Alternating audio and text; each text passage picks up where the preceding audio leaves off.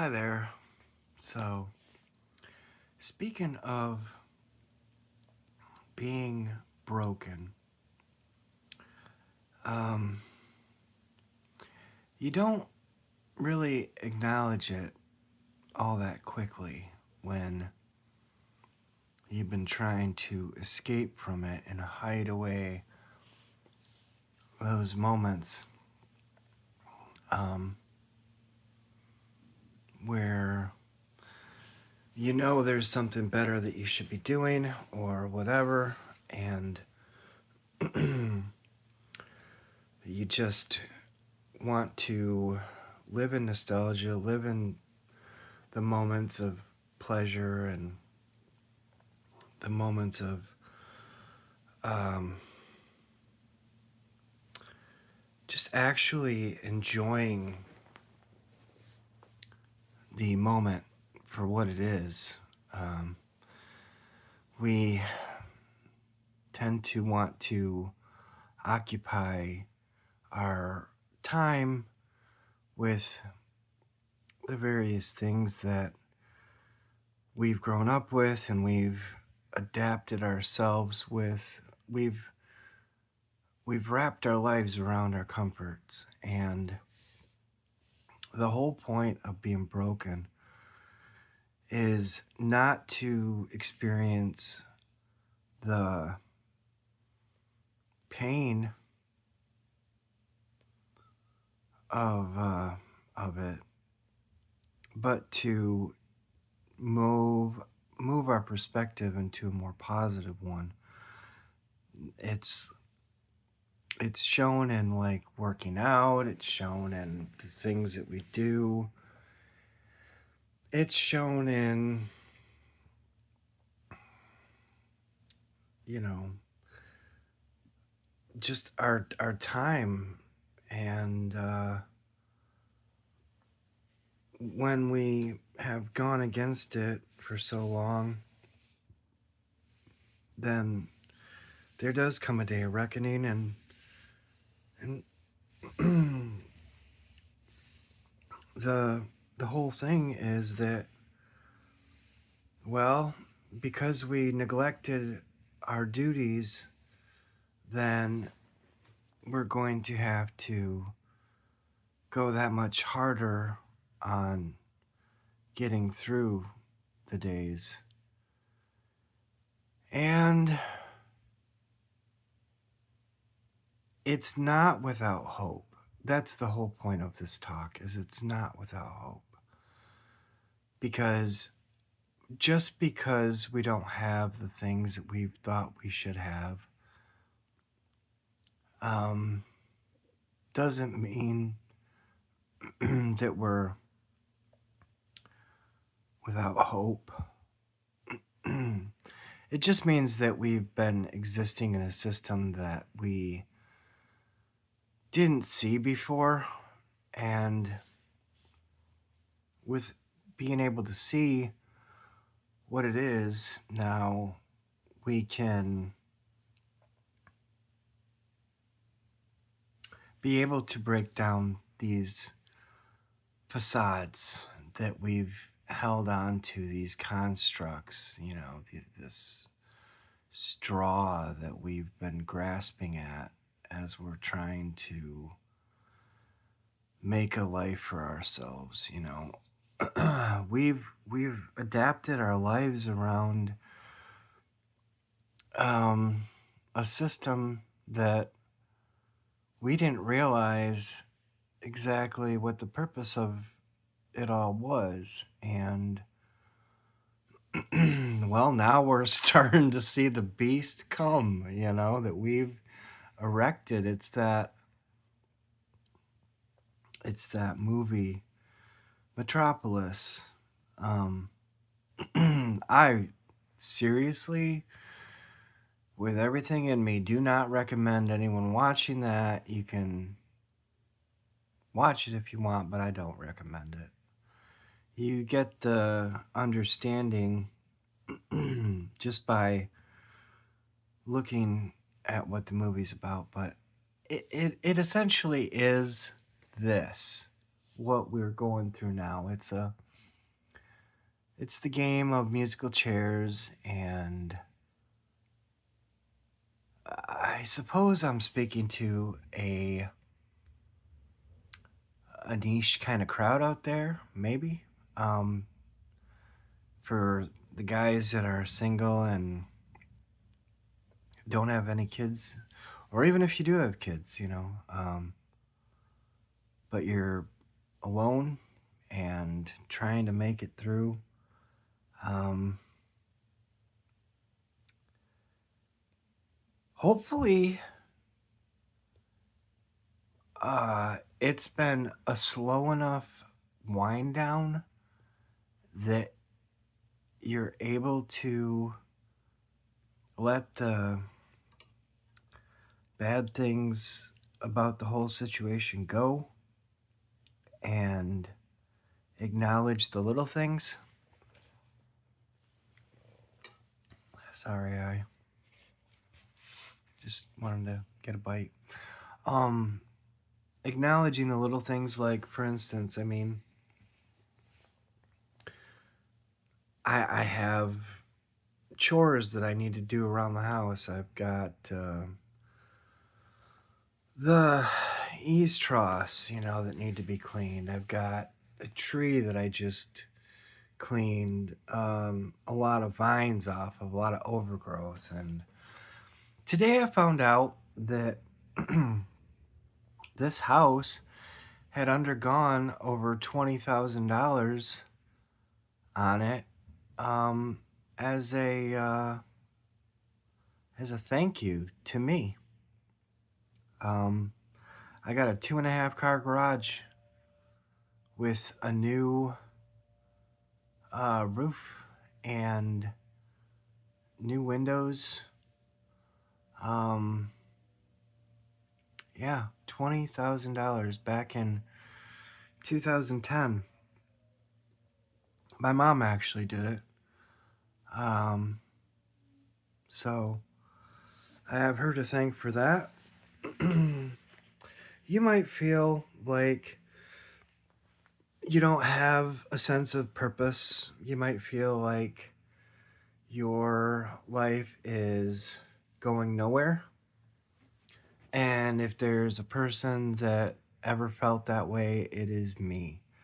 Um, but on the point of the day, right? So,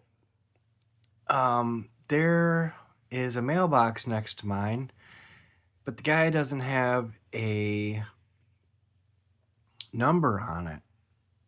So I've been getting the mail, and I put the mail in the box, and it's like, how do I address this address problem?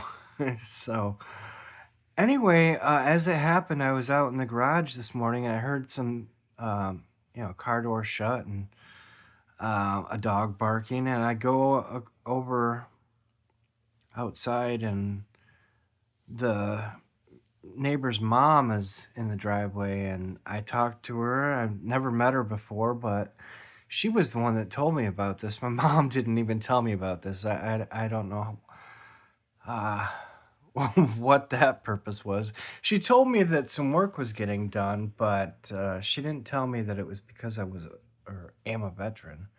Um, but I thought that was really cool that she told me that, and then all of a sudden she uh, she told me, because I told her about myself going through guitar school, and she was like, "Oh yeah, is this that we have a friend that's around the Grand Rapids area, and he's going there too, and I think his name is Jim, and I was like, "Oh yeah, yeah, I know that guy." And she's like, "Really? Wow, what a small world," And I was like, "Yeah, yeah." And she just kind of pointed over to this tree that had this overgrowth, and man, it makes me think about all the overgrowth I've already taken away from here. But apparently, my mom was stubborn on the wanting to get rid of that overgrowth, and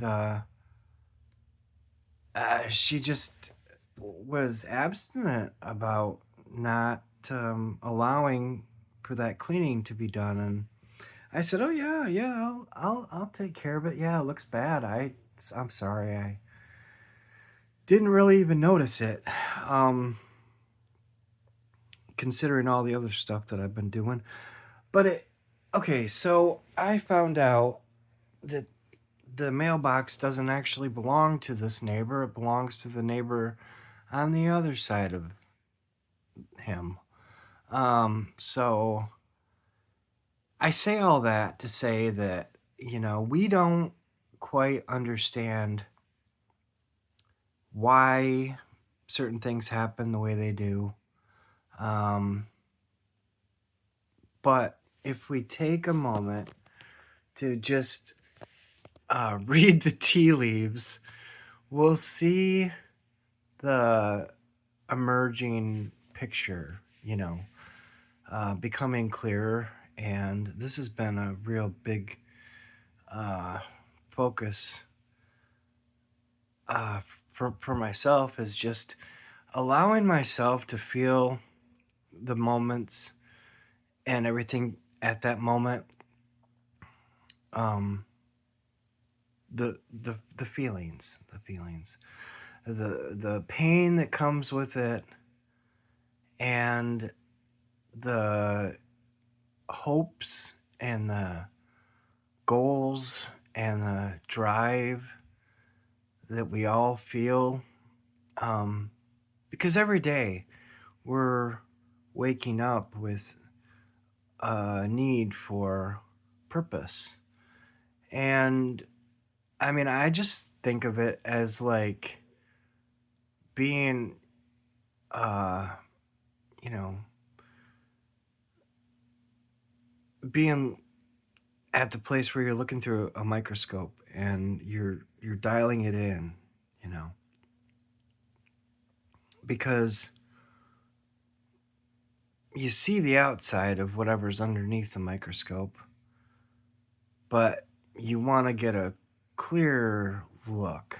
And so every day, maybe that's not the best way of putting it, but I mean, it's one way of putting it, is searching for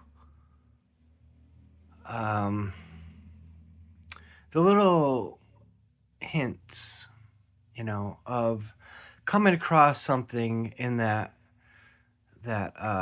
sharps glass that's under there, and looking and seeing what's crawling around, what's going on with the life that we were told we were in, you know. And I just think, because of the fascinating uh, aspect of a neighbor next to me that knows somebody that goes to the guitar school that I'm in, that's 2.5 hours away, and I'm there as he is there at the same time. Not like somebody, oh, I knew somebody that went there a long time ago. I didn't even tell her the name of the place. She doesn't even know the name of the place. Um, all she knows is that somebody is there, and we're talking about like a less than a dozen people. Well, in total, a dozen people, but out of the whole state of Michigan, I just it's fascinating because it just is. It just is. And it's like, okay, that moment, that is a story that you can hold on to and find some worth, um, because of one thing that led to another thing that led to another thing. And then you find out truths, you find out meaning, you find out all this worth. and it's beautiful. And don't let it go. Don't let it go because there I tell you, back in 2006, yeah, I'm making a moment out of this moment because I don't really get on here and talk that much. But the the whole thing is like back in 2006, man, everything was just crazy for me because um I could sense that something wasn't right. There was something wonky about the housing situation, and I had an opportunity to purchase a big house. I think I've already told this before, but I said, there's no feasible way that I can purchase this house with the job that I have. And so I said no, just flat out. I'm like, no, I can't. I not only didn't purchase the house, I got rid of the girlfriend too, you know. Um, and I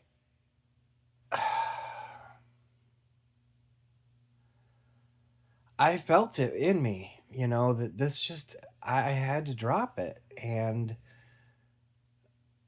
I tried I tried looking for other ways of finding happiness, and I I couldn't find it. My patience grew um, lower and lower and thinner, and I took off to the military, and during the military I learned a lot, but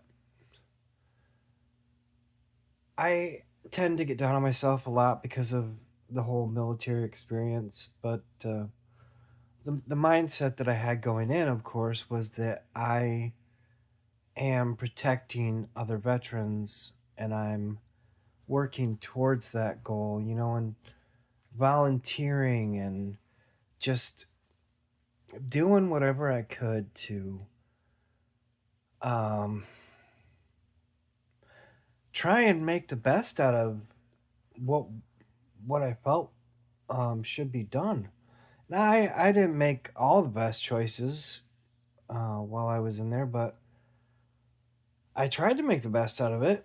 Uh, I saved one person. Um, Not that I was ministering to him or something, but I pulled some guy into the train and he didn't want to go. But anyway, it was a blessing that we left when we did because it was the last train. And I'm not bragging about this because my friend was the one that initially told me, and I'm like, yeah, it makes sense to leave. But I learned a lot in there, and um, I'm still learning a lot, and I think about it in a broader sense of like in 2019 when I went to my uncle's memorial service, and it was like, oh, round trip, oh, 12 hours round trip. Yeah. And I was out there with my dogs about 65 miles out in the middle of nowhere, just driving around in the truck and checking it all out. A lot of ticks out there, but anyways, I managed to get home from there. That whole trip, my truck was driving just fine. And then I get home and my truck, the exhaust manifold went out, and the truck was rendered useless. But I was able to get home, and I sometimes wonder, was I rescued because of my dogs, you know? Or was it because I just had a divine um, power happening for myself? Uh, Sometimes I wonder about that, and either way, though, I it's a good thing. It's a good thing that I was able to make it home, and my dogs were okay, and I was okay, and life continued on. Many times in life, I've had these moments where, like, I was stranded and either actually physically or just mentally stranded, and somehow, some way, somebody came through for me and was able to pull me out of that thinking or situation. Um, Usually a broken down car or whatever. Um, it's to grow more and more vigilant every day. That's the whole point of this, is to make mental notes of all these terrific, maybe terrific is a still, yeah. I mean, they are terrific moments, that go overlooked because we are focusing too much on the negative aspects of life that we're being inundated with um, through media. And yeah, it brings us a lot of sadness because we had these expectations and we think that our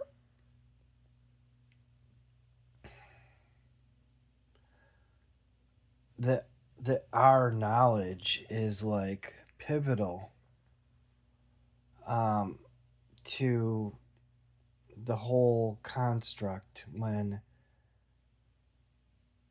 in actuality it's um, well, we just have to understand that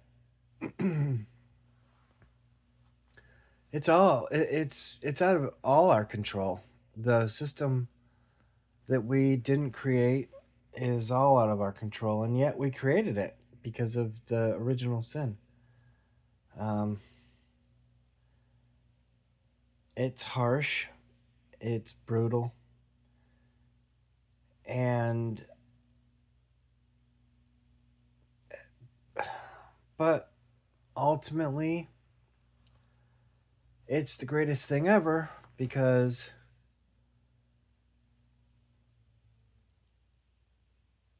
we can still move forward through the grace of God, through the grace of Jesus. We can still go forward. And I heard a message about the prodigal son this summer that was absolutely incredible. If you ever get a chance to look more into the prodigal son, I highly recommend it because that's essentially what this whole nation has been in.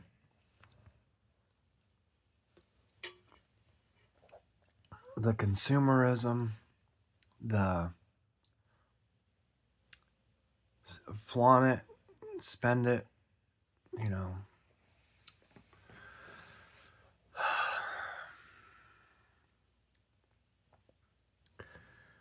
Well, I I think that's enough for now. Um, I hope you got something out of this. I know I have just by making it, and I really appreciate you being here. Like, subscribe.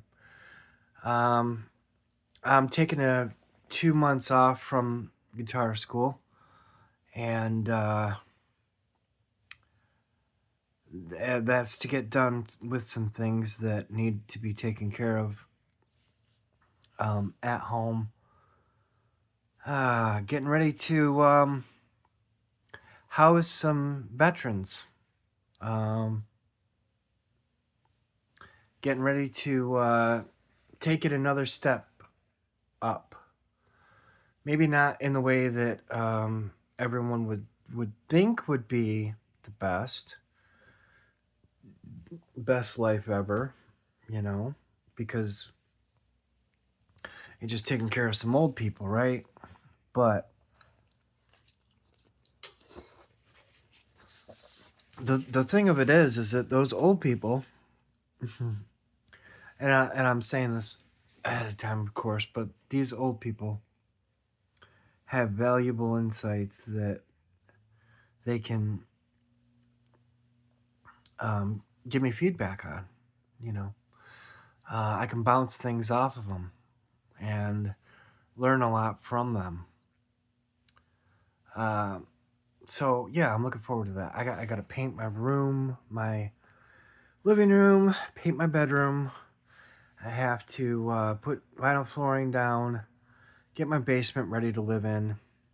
Um, and yeah, I got a lot to accomplish. So, but I say all that to say that I'll be posting a little more than usual. And once again, thank you. God bless. Take care. Peace.